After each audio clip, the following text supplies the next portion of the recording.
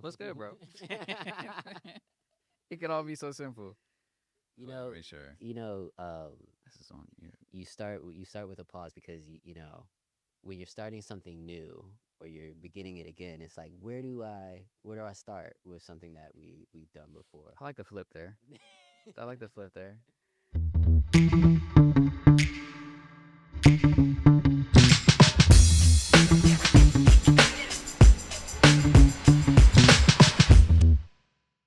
So I'd like to welcome you all to episode 0.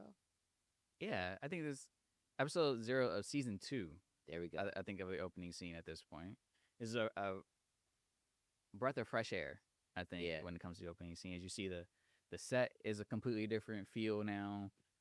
We're gonna do things differently, so we're excited to kind of like jump in and figure out what differently really looks like and means. hmm But the goal remains the same, though. Dope, dope, dope. Well, let's get right into it. My name is Bakari Ibrahim, aka OG Baka. I'm a producer on the opening scene, along with my good colleague, friend, and all-around film savant, Cameron Lawson. Honestly, I think I just consider myself a lifelong learner. Just Cam Lawson, producer, director. Sometimes I hop on camera. Sometimes I build studio sets. Like Yeah. I just enjoy this entire production ecosystem, and I think it's what led me to really think about this project and just this area as a whole as something that I really want to amplify and pay attention to, and let other people kind of hear and understand way better than I feel like we have been doing so far. That's dope. So let's talk about season 2 of the opening scene. Uh, what can folks get excited about with this new season? Who can we expect to speak to? And what are you most looking forward to sharing with everyone? I'll start just from the first of the three questions I think you just asked me, because if I forget, it's me just What? figuring this Right. out. But I think the thing I want people to be excited about is their own work in this area, their own community in this area.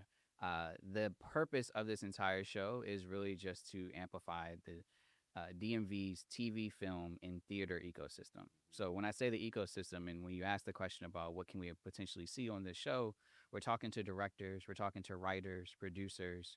We're also talking to the crew, the below the line, the ones who really make that magic come alive. The gaffers, the production designers, the camera operators, the Yeah. casting directors, like every single person, those department heads, hair and makeup. Like I think everyone contributes to the life of the TV and film in Yeah. such a unique way that their stories, their experiences, their insights are important to hear how we can grow not just this area but just TV and film in general. So we'll hear from them on the sets, but then also we're going to hear from those executives, those film offices, those labor unions, those advocacy groups who are pushing for the DMV to thrive just as much as we've seen in DC, or in Atlanta, in New York, in Yeah. LA, in Chicago, even Jersey's popping, all these different places around America. Now we could do it in the most powerful place Yeah. in the world, in DC, Maryland, Virginia. Yeah. I mean, that was why I was most excited to be a part of this project as well, which is just that ability to one tap in with that community that's building in that way, but also knowing that the economy that we have in DC, so much of it from a creative side goes away. Mm-hmm. And this is our way of saying that, hey, there's so many great minds that come from the DMV area, so many great minds that, from Silver Spring or from Northwest DC or from, Right. Vienna and all this kind of stuff. And it's like, yo, they're out here really moving and shaking and making the influential content that we're talking about every day that's Mm-hmm. inspiring that next generation. And how much more inspiring can it be to show folks here that, hey, these people grew up and had the same experiences with as you did, and that's why their content resonates. That's why their work really connects with folks. I think you talk about inspiring the next generation, also inspiring this generation. Like Yeah. I've seen some amazing creatives in this area who stayed, who left, who came back, whatever the case may be. Like they're inspiring me. Like they're maybe 4 years older than me, 3 years younger than me, but like they are doing amazing things. And how the industry I've seen move in so many different ways. Like it's still top heavy with the major studios, sure, but I Mhm. think more and more independents are like having their way. And like how do independent production companies, independent creatives here get their opportunity to have a platform to really promote their work, have their work seen, have their voice heard, and continue to inspire again this generation, but the ones coming up, and how this entire creative economy is slowly changing or quickly changing. We think about AI. Like how do the creatives who've been doing it for so long learn from the ones who are just getting started, and vice versa? And how do these new tools really inspire and impact how someone's story is told in a way that they didn't possibly think about? And then how do we kind of build that community? This podcast, I believe, is just a tentacle off of what we're looking to build. This is just a way to kickstart the conversation in a much more consistent way. Yeah. I hope that this continues to be something that feeds into more events, more workshops, more. I don't know if we need more film festivals because we have so many here already, but like I think something that continues to feed into the thriving ecosystem that this already is, but it kind of gets away from the stigma like this place can't be creative. I think we look at DC in this area, it's heavy government, it's politics. And Yeah. even Mayor Bowser recently talking about she wants to bring like the creative energy back into this place. There's a lot of music conversations and events. There's a lot of entertainment, if you will, that Right. happens here. But I don't really see as much that's diving into just TV, film, and theater. Yeah. But then when we look at like pull the veil back, pull the curtains back, if you will, you realize that theater has like some very strong footing, especially in this area. Especially in That this area, TV and film has its long legs and has been entrenched in DC beyond just like let's go get a shot of the Capitol, let's go Right. get a shot of the Washington Monument. Like there have been major productions here, and there's also been smaller productions here. We do have people here that want to see this industry thrive. So how about we continue to push that just as much as we're pushing politics, just as much as we're pushing news, and watch what happens. And I think we will be able to transcend and overtake different regions quicker than we imagine.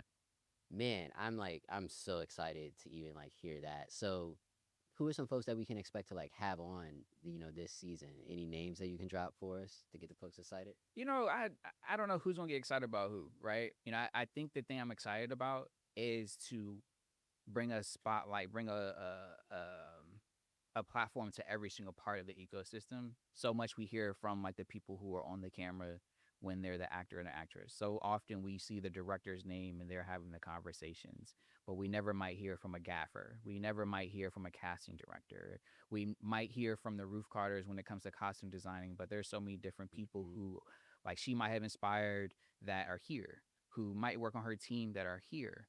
And their experiences and their opportunities and their insight, I think, become really important for me as the person who's trying to figure this out still, for the filmmaker who's been doing it for 20 years, for the filmmaker who's just still going through college and trying to figure out what to do next, for the person who's considering even stepping into this industry, who might, sticking with a costume designer, be interested in the fashion design piece of it all, Yeah. but not even know, like, oh, there's an avenue for me to do this in this industry and to make a living off of it.